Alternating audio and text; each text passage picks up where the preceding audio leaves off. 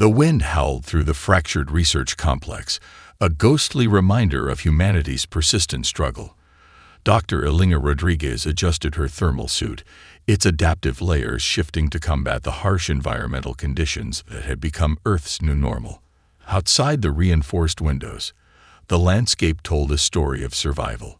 Vast swathes of terraformed land punctuated by massive atmospheric processing stations that worked tirelessly to reclaim the planet's dying ecosystem. Her current project was more than just another scientific endeavor. It was a lifeline, a potential salvation for a species teetering on the brink of environmental collapse. The adaptive composite research represented humanity's most ambitious attempt to transform limitation into opportunity. The laboratory itself was a testament to human resilience. Built from recycled materials salvaged from abandoned industrial zones, it stood as a patchwork of human ingenuity. Holographic displays flickered with complex molecular models, each representation a potential breakthrough waiting to be unlocked. Scattered workstations bore the marks of countless failed experiments. But failure, to Elena, was just another step toward success. A soft chime interrupted her concentration. Dr. Marcus Chen's holographic projection materialized beside her, his image slightly distorted by the laboratory's energy field. Even through the imperfect transmission, his excitement was palpable. "Elena, you're not going to believe the latest spectral analysis," Marcus began, his voice crackling with electronic interference. "The molecular bonding algorithm we developed is showing unprecedented stability in extreme conditions." Elena's eyes swept across the holographic data, her mind already processing the implications. The adaptive composite they were developing wasn't just another material science project. It was a potential revolution in how humanity could interact with its environment. The global research consortium that funded their work was composed of the most desperate and determined minds left on the planet. Representatives from every remaining major research institution had pooled their final resources, betting everything on this singular approach to survival. Climate change, resource depletion, and decades of environmental degradation had pushed humanity to the absolute limits of its potential. Outside the complex, the first generation of full-scale environmental restoration units worked tirelessly.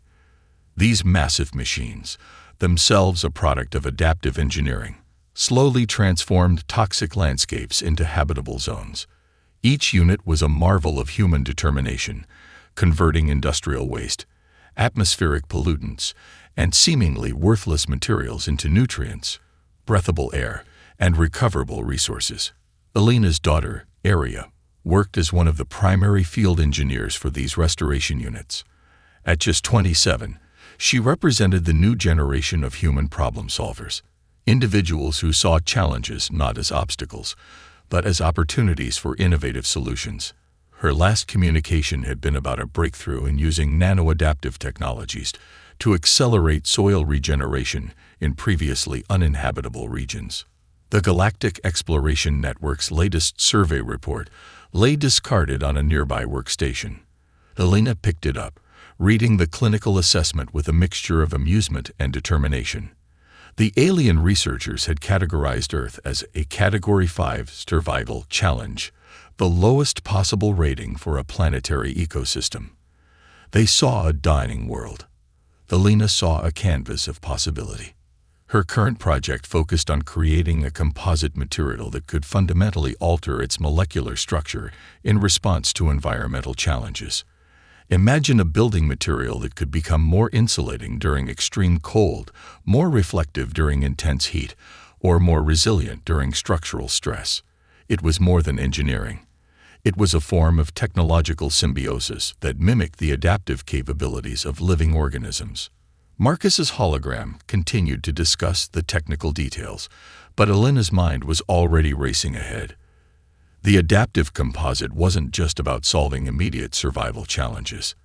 It represented humanity's most profound characteristic, the ability to transform, to adapt, to find potential where others saw only limitation. A warning alarm interrupted their discussion. The laboratory's environmental systems detected an incoming extreme weather event, a remnant of the climate instability that had nearly destroyed the planet. But instead of panic, Alina felt a surge of excitement. Each challenge was another opportunity to test their adaptive technologies. Run the extreme stress simulation, she instructed the laboratory's central AI. Maximum parameter variation. The holographic displays erupted with cascading molecular models, each simulation pushing the boundaries of what was theoretically possible. Millions of potential configurations danced before her eyes, each representing a potential solution to humanity's most pressing challenges. Outside, the first drops of a synthetic rain began to fall, a carefully engineered precipitation designed to support the ongoing environmental restoration. It was a small victory, but for Alina, it represented something far more significant. This was more than survival. This was humanity's relentless march toward transformation. The wind continued to howl, but inside the laboratory, hope burned bright. A beacon of human potential, waiting to illuminate the darkness. The Zarkon research vessel Stellar Insight hung in orbit, its advanced sensors probing the Earth with a mixture of scientific curiosity and barely concealed disdain. Inside the ship's central analysis chamber, Chief Researcher Sadel reviewed the latest computational models, mandibles clicking with frustration. Impossible, they muttered, mandibles clicking faster. The holographic displays showed impossible contradictions, a species that defied every known principle of technological development. Meanwhile, deep within the Global Adaptive Materials Research Center, Dr. Alina Rodriguez was about to prove just how impossible was a matter of perspective. The laboratory buzzed with controlled chaos. Young researchers from every conceivable background worked side by side. Climate engineers, molecular biologists, materials scientists, and technological philosophers. Each brought a unique perspective to the Adaptive Composite Project, embodying humanity's greatest strength. Collaborative innovation. Aria Chen, Alina's daughter, stood at a holographic interface, her fingers dancing across molecular simulation models. Unlike traditional research approaches that sought to optimize existing materials, their team approached the challenge like creative problem solvers. They didn't just want to improve materials, they wanted to reimagine them entirely. "Look at this," Aria called out, pulling up a complex holographic model. "We're not just changing the material's properties, we're creating a molecular framework that can dynamically respond to environmental challenges." Dr. Marcus Chen approached, studying the model with a critical eye. What the Zarkon saw as random molecular chaos, human researchers saw as an intricate dance of potential. The current prototype could transform desert sand into ultra-strong building materials capable of self-repair. Imagine concrete that could heal its own cracks, absorb environmental pollutants, and adapt its structural integrity based on stress factors. It was more than a material, it was a living system. A communication alert interrupted their work. The Galactic Exploration Network had transmitted their latest assessment of human technological potential. The report was a clinical dissection of perceived limitations, resource scarcity, environmental challenges, technological gaps. Aria couldn't help but laugh. "They still don't understand," she said, pulling up the report alongside their research data. "They're analyzing us like we're a solved equation, when we're actually an ongoing experiment." The adaptive composite technology represented a fundamental reimagining of material science. Traditional approaches sought to create materials with fixed properties. Human researchers were developing materials with dynamic, responsive capabilities. Each molecular bond was a potential solution, each configuration a new possibility. Their current project focused on a three-tier adaptive system. The first tier allowed immediate structural reconfiguration in response to environmental stress. The second tier enabled energy absorption and redistribution. The third, and most revolutionary, tier allowed for molecular memory and predictive adaptation. "It's like teaching materials to think," Marcus explained to a group of visiting researchers. "We're not just engineering substances, we're creating technological ecosystems." The implications were staggering. A building material that could sense an incoming earthquake and redistribute structural stress. Infrastructure that could heal itself. Technological systems that could learn and evolve. Outside the research center, the first full-scale test of their adaptive restoration units was underway. These massive machines transformed toxic industrial zones into living, breathing ecosystems. Where traditional terraforming approaches took decades, these units could regenerate entire landscapes in months. Atoll, aboard the Stellar Insight, watched in mounting confusion. The computational models couldn't explain the rapid environmental transformation. Toxic zones were becoming fertile ground. Seemingly uninhabitable regions were showing signs of complex ecological regeneration. This defies all known principles of technological intervention, the lead researcher transmitted to their home world. The response was a mixture of scientific curiosity and barely concealed alarm. Back on Earth, Elena Rodriguez reviewed the latest simulation results. Each model pushed the boundaries of what was theoretically possible. The adaptive composite was more than a technological breakthrough. It was a philosophical statement about human potential. "We don't just solve problems," she told the team during their evening briefing. "We reimagine what's possible." The research center was a beacon of hope in a world that had been written off by most advanced civilizations. Each researcher understood they were doing more than scientific work. They were writing a new chapter of human potential. As the synthetic sunset painted the research center's windows in hues of engineered beauty, the team continued their work. Outside, adaptive restoration units continued their silent, transformative work, turning what was once considered waste into potential, what was seen as a dead world into a canvas of endless possibility. The Zarkon sensors continued their observations, completely unaware that they were witnessing something far more profound than a technological development. They were watching the early stages of a species that didn't just adapt to challenges, they transformed them. The transmission arrived with clinical precision, a challenge that would have crushed the spirit of any other species. The Galactic Confederation's directive was brutally simple: construct a fully functional spacecraft using only the most basic materials found on Titan's desolate moon, Enceladus. No external support, no advanced technology imports, just raw materials and human ingenuity. Marcus Chen stared at the holographic message, a slow smile spreading across his face. Where others would see an impossible task, he saw an invitation to perform scientific magic. "This is our moment," he announced to the assembled team in the Global Adaptive Materials Research Center. The room buzzed with an electric mixture of excitement and determination.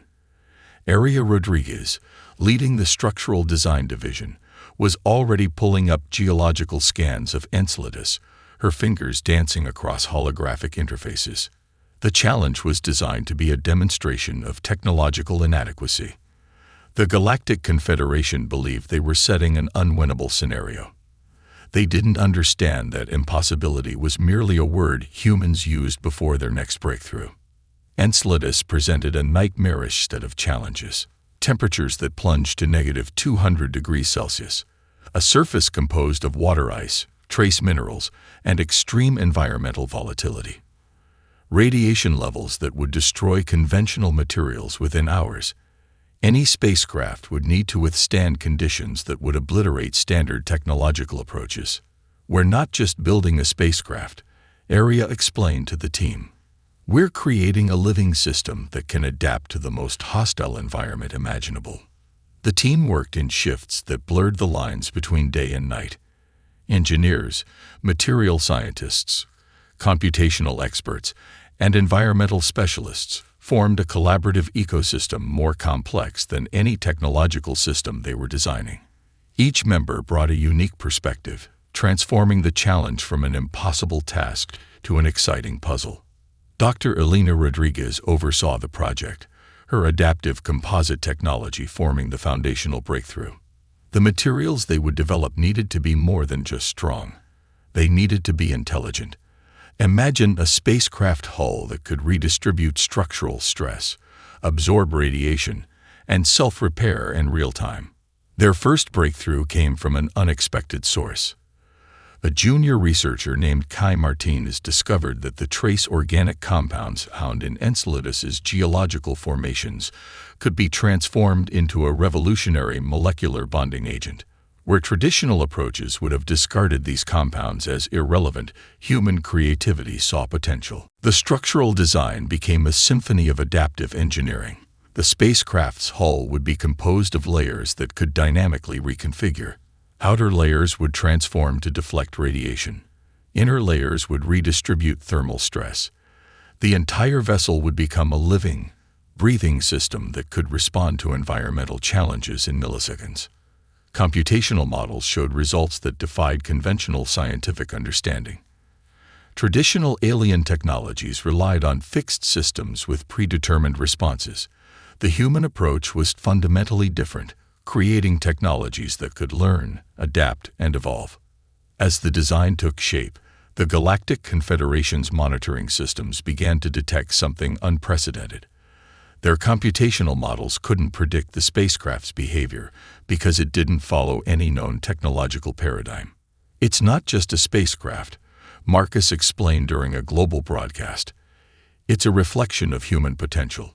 We don't just survive in challenging environments. We transform them." The final construction phase became a global event. Research centers around the world contributed specialized components. Each piece was a testament to human collaborative potential. Students, retired engineers, independent researchers, everyone contributed something unique. Aria's team developed a propulsion system that could extract and convert trace hydrogen molecules from Enceladus's geological formations. Where other species would see a barren landscape, humans saw a potential fuel source. The spacecraft wouldn't just travel through space. It would interact with its environment, turning limitations into opportunities. When the final diagnostic tests completed, the result was beyond anything the Galactic Confederation had anticipated. A spacecraft that was 300% more efficient than their most advanced designs. A vessel that could not just survive in extreme conditions, but could potentially thrive and expand human understanding of technological possibility. The launch became a global moment of collective achievement. As the spacecraft lifted from the testing facility, it seemed to embody something more than technological achievement. It was a statement, a declaration that human potential knew no boundaries. Watching from the control center, Elena Rodriguez felt a profound sense of pride. This wasn't just about building a spacecraft. It was about challenging fundamental understanding of what was possible. The Galactic Confederation's challenge had been simple: prove your technological capabilities. Humanity's response was revolutionary.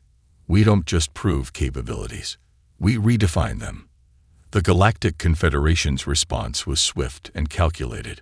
What began as scientific curiosity transformed into a calculated attempt to suppress human technological development. A complex web of bureaucratic restrictions descended upon Earth like an invisible net, designed to strangle human innovation at its source. Trade regulations materialized overnight. Advanced material import restrictions, technology transfer limitations, communication blackouts. Each regulation was a carefully crafted barrier intended to contain humanity's rapidly expanding technological potential. Dr. Elena Rodriguez studied the new galactic directives with a mixture of amusement and determination. The conference room of the Global Adaptive Materials Research Center buzzed with a defiant energy.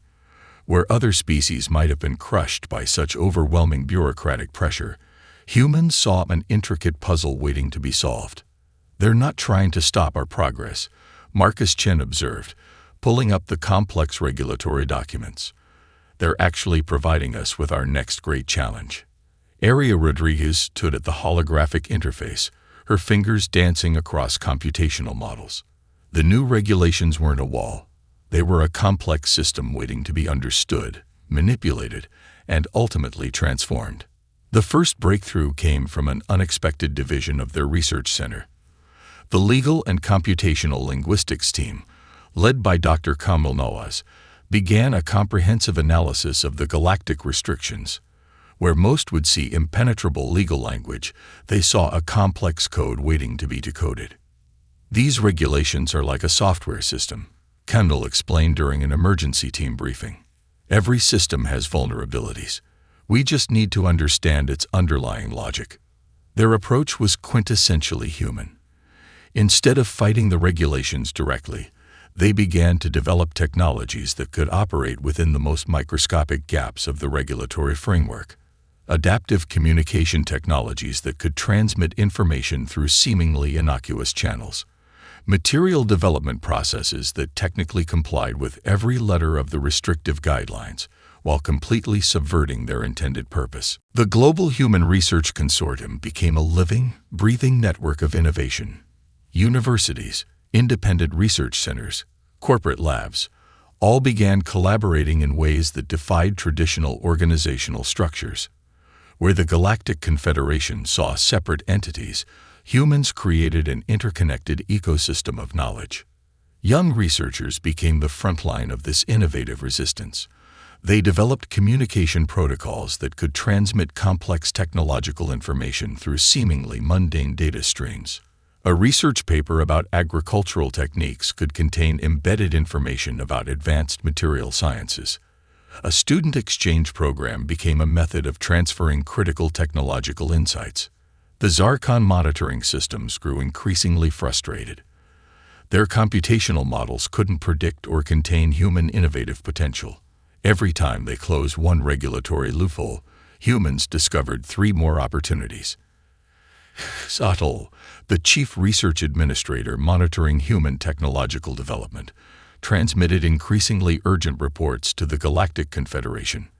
They are not merely circumventing restrictions, the report read. They are fundamentally reimagining the concept of technological regulation. Aria's team developed a breakthrough that perfectly embodied this approach. An adaptive communication technology that could transmit complex scientific data through what appeared to be standard environmental monitoring signals. To any external observer, it would look like a routine atmospheric research transmission.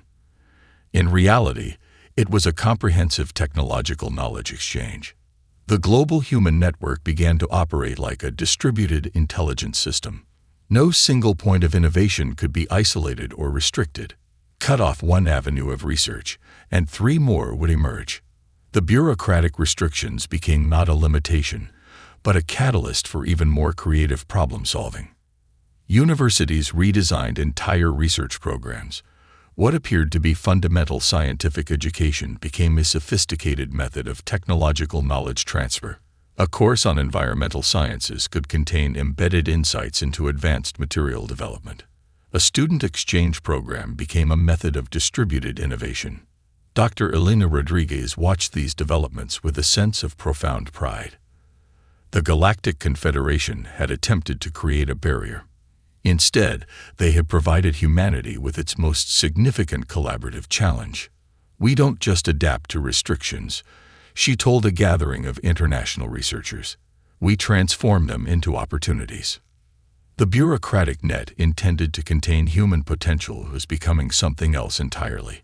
A complex, dynamic system that was teaching the Galactic Confederation a fundamental lesson about human innovation.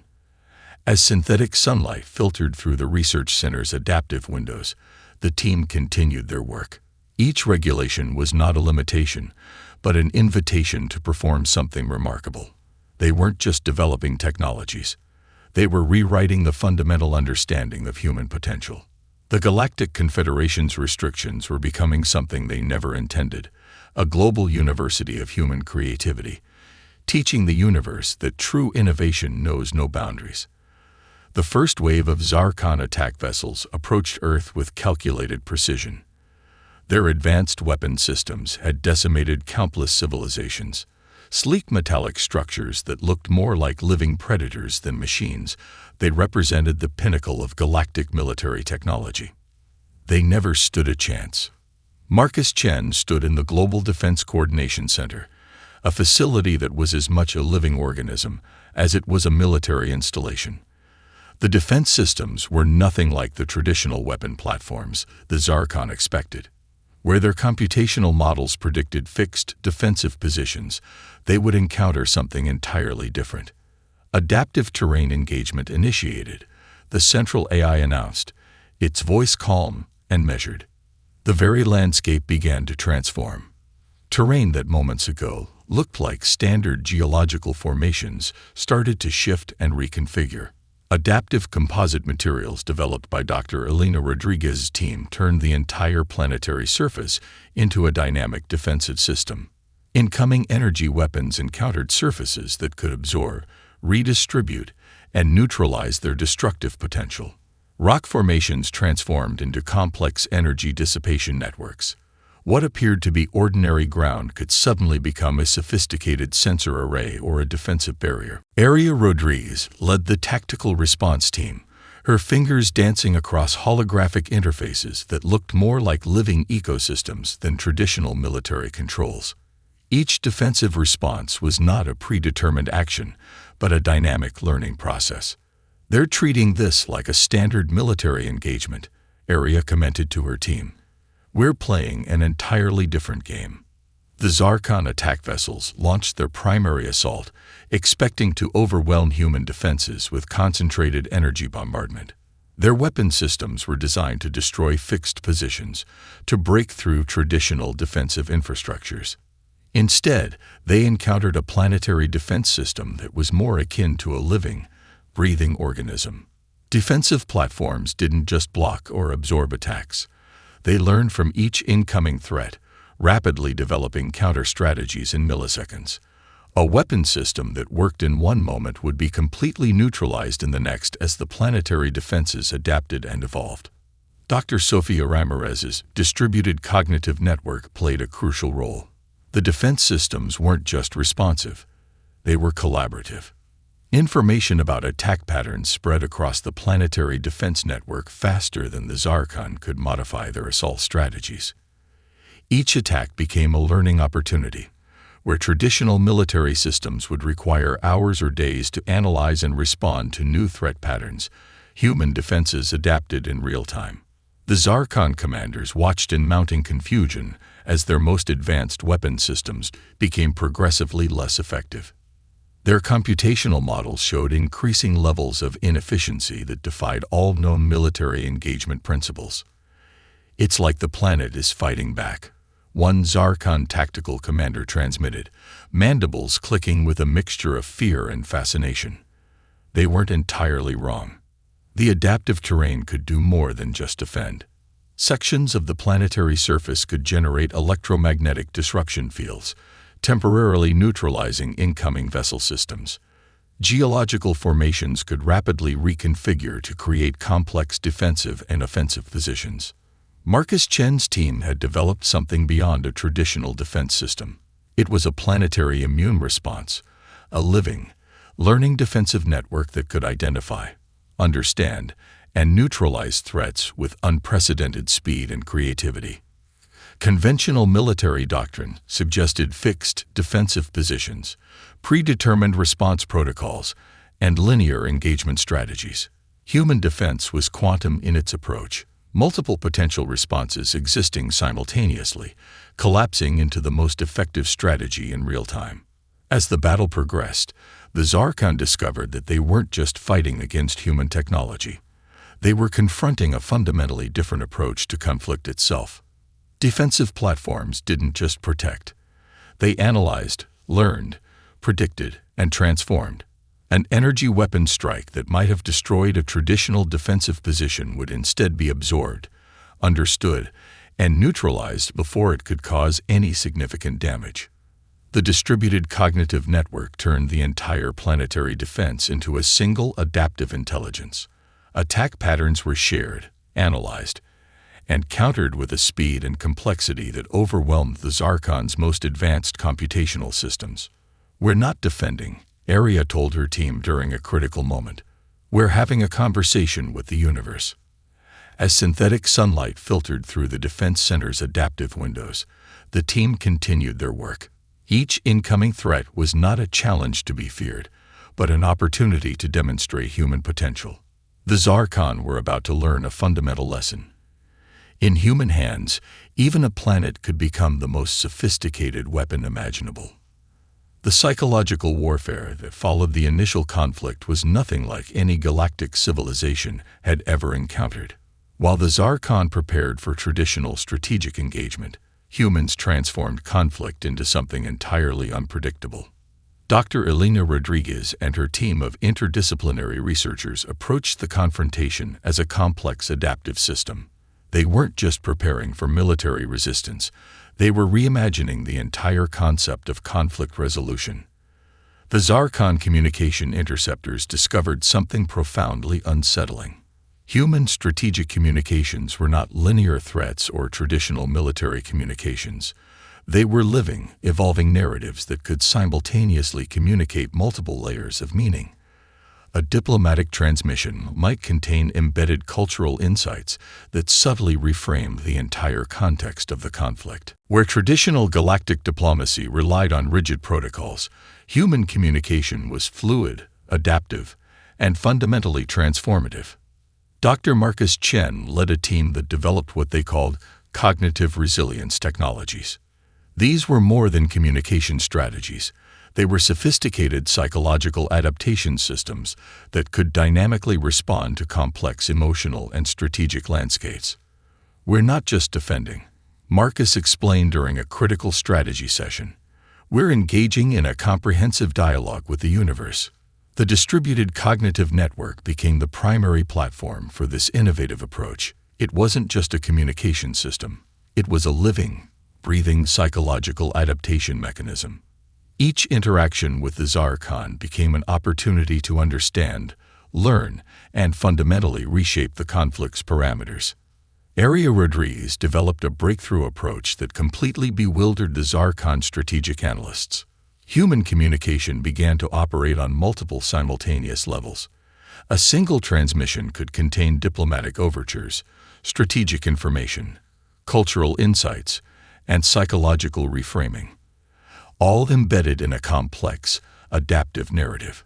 The Zarkon computational systems, designed to analyze linear communication patterns, became increasingly ineffective.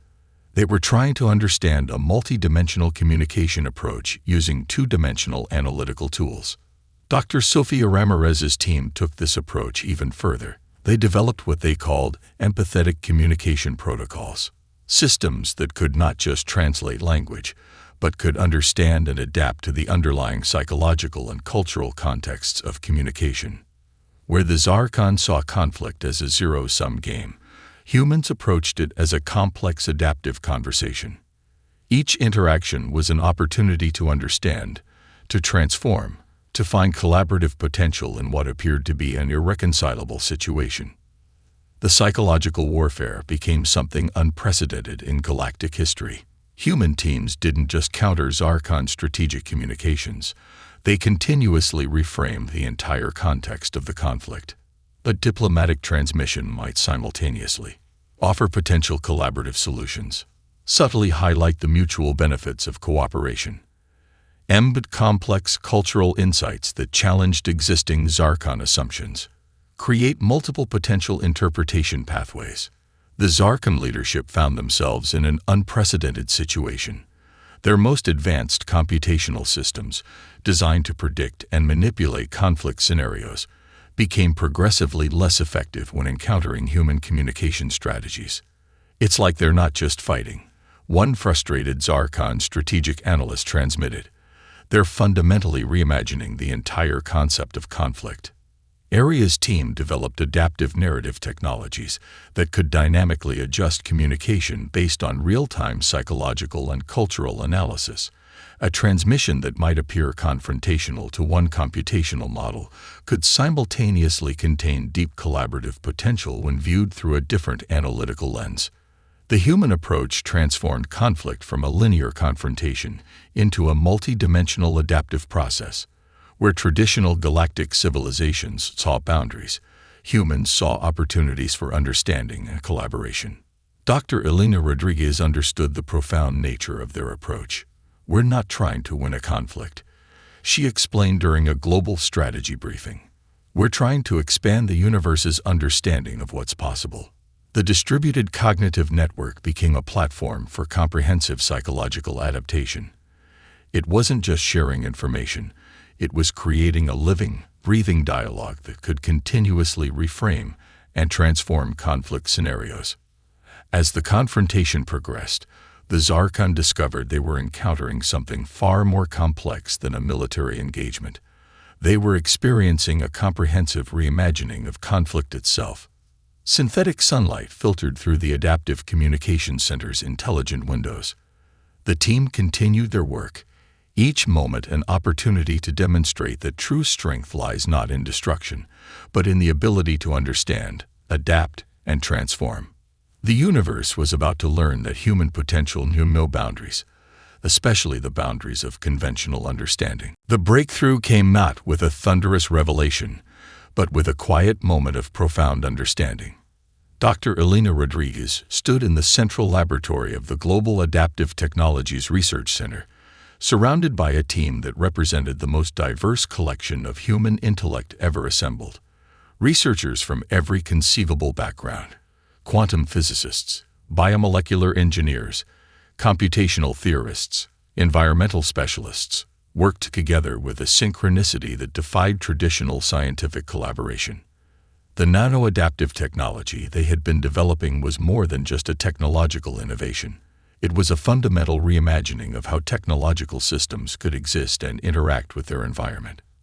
Dr. Sofia Ramirez's distributed cognitive network provided the foundational framework.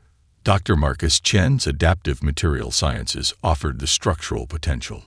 Aria Rodriguez's computational integration techniques created the final bridge between concept and reality. "We're not just creating a technology," Elena explained to the team. "We're developing a living technological ecosystem." The core breakthrough was deceptively simple in its fundamental concept, but revolutionary in its potential implementation. Traditional technological systems were fixed, with predetermined functions and limited adaptive capabilities. The human approach was fundamentally different, creating technologies that could learn, evolve, and transform in real time. The nano-adaptive system could transform materials at the molecular level with unprecedented precision. Imagine infrastructure that could heal itself, technological systems that could learn and grow, computational networks that could dynamically reconfigure based on environmental challenges. A single nanoscale technological unit was no longer just a component. It became an intelligent, adaptive entity capable of understanding its environment, communicating with other units, and collectively solving complex challenges. The first full-scale test demonstration left even the research team breathless. A prototype infrastructure module was subjected to extreme environmental conditions: temperature variations, structural stress, radiation exposure. Instead of breaking down, the system began to adapt in real time. Damaged molecular structures would reorganize. Energy distribution systems would dynamically reconfigure. Computational networks would learn from each challenge, developing more sophisticated response mechanisms with each subsequent test. The Zarkon monitoring systems detected something that completely defied their computational models. This wasn't just a technological improvement. It was a fundamental transformation of how technological systems could exist and interact. Aria Rodriguez led the computational integration team, her fingers dancing across holographic interfaces that looked more like living ecosystems than traditional scientific equipment. Each test revealed new layers of potential that expanded the boundaries of technological understanding. "We're not just developing a technology," Aria explained during a global broadcast. "We're creating a new form of technological intelligence." The nano-adaptive system could transform entire infrastructural landscapes. A damaged building could heal its own structural integrity. A technological network could dynamically reconfigure to address emerging challenges. Computational systems could learn and evolve with unprecedented speed and complexity. Dr. Marcus Chen's Material Sciences Division had developed molecular structures that could communicate and collaborate at scales previously thought impossible. Each nanoscale unit was not just a passive component, but an active, intelligent participant in a larger technological ecosystem. The Global Research Consortium watched as the implications became clear. This wasn't just a technological breakthrough. It was a comprehensive reimagining of how technological systems could exist and interact with their environment. Environmental restoration systems could dynamically adapt to changing ecological conditions. Infrastructure could heal and reconfigure itself. Computational networks could learn and evolve with unprecedented speed and complexity. The distributed cognitive network provided the communication framework that allowed these nano-adaptive systems to work together with a level of synchronicity that defied traditional technological understanding. Information could flow, adapt, and transform in real time across entire technological ecosystems. During a critical demonstration, the research team subjected the nano-adaptive system to a series of increasingly complex challenges. Each test revealed new layers of potential that expanded the boundaries of technological understanding. A damaged infrastructure module would not just repair itself. It would analyze the cause of the damage, develop preventative strategies, and dynamically reconfigure to prevent similar challenges in the future. "We're creating a technological immune system," Elena explained to a global audience. "Technologies that can learn, adapt, and grow."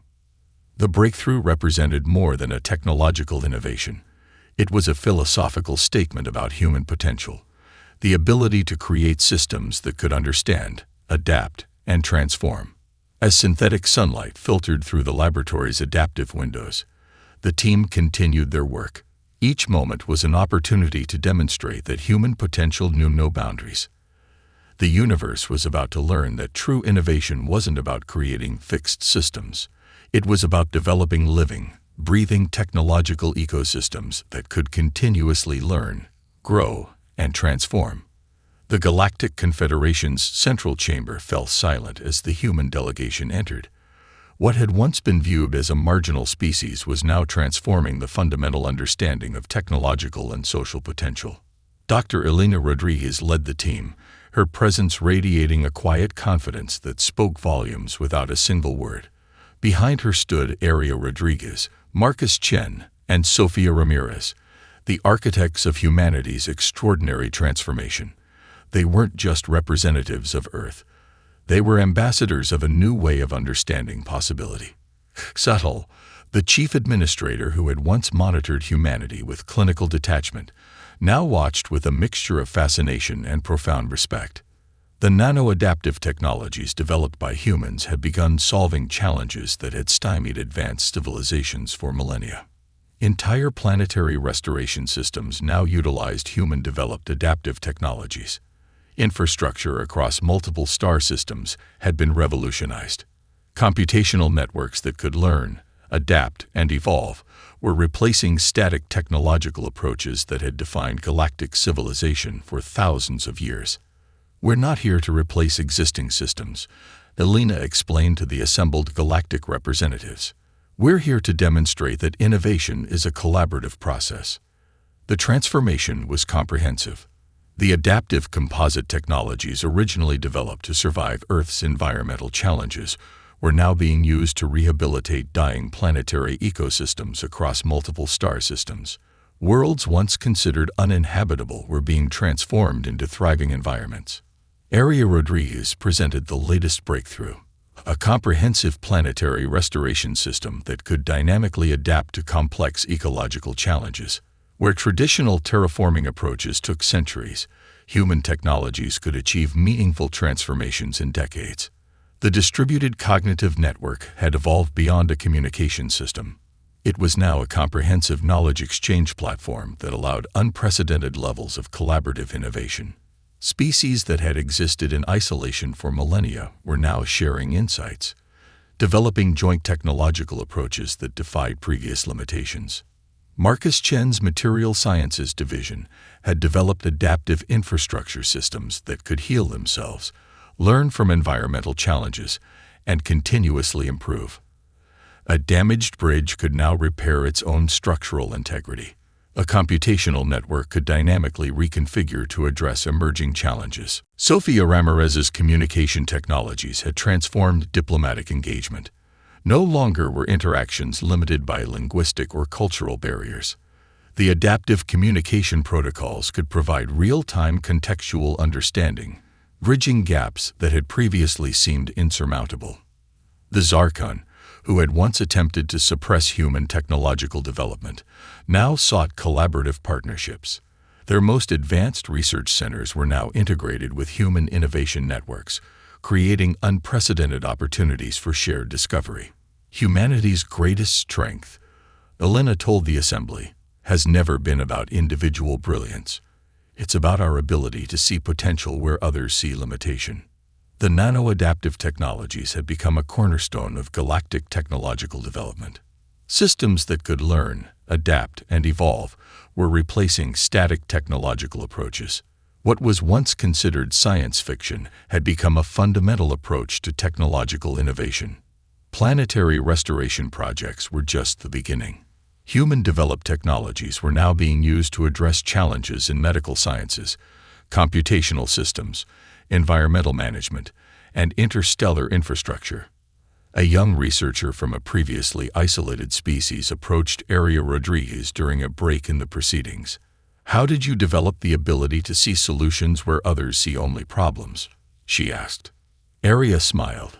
"We don't see problems," she responded. "We see opportunities waiting to be understood." The transformation went beyond technological innovation. Human approaches to collaboration, communication, and problem-solving were reshaping fundamental galactic social structures. Hierarchical systems were being replaced by adaptive, collaborative networks that valued creativity and collective potential. As the conference proceeded, it became clear that humanity had done something unprecedented. They hadn't just developed advanced technologies. They had introduced a new way of understanding potential itself. The Galactic Confederation's central chamber, once a place of rigid protocols and fixed thinking, now buzzed with an energy of collaborative possibility. Species that had existed in isolation for millennia were now sharing insights, developing joint approaches that defied previous technological and social limitations. Dr. Elena Rodriguez looked out over the assembled representatives. What had begun as a struggle for survival on a dying planet had transformed into a comprehensive reimagining of technological and social potential. The universe was no longer a fixed system to be managed. It was a dynamic, collaborative ecosystem waiting to be understood. Humanity's touch had transformed more than just technologies. It had reshaped the fundamental understanding of what was possible.